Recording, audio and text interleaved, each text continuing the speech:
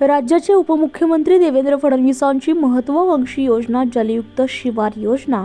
या योजनेतून होणार आहे महाराष्ट्र सुजलाम सुफलाम, कृषी क्षेत्राचा विकास होणार आहे। राज्याचे उपमुख्यमंत्री देवेंद्र फडणवीस यांची ही महत्त्वाकांक्षी योजना असल्यामुळे आता विकासाची गंगा ही गावागावात वाहणार असल्याची माहिती मिळते।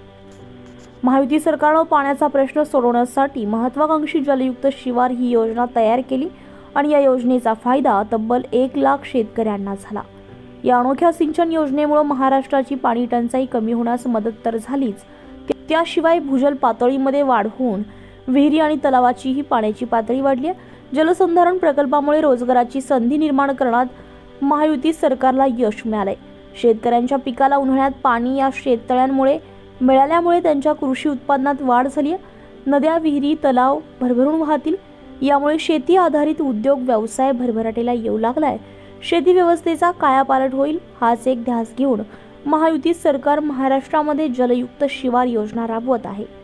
देवेंद्र फडणवीस यांची ही महत्त्वाकांक्षी योजना असल्यामुळे राज्याच्या ग्रामीण विकासाची गेम चेंजर योजना झाली आहे।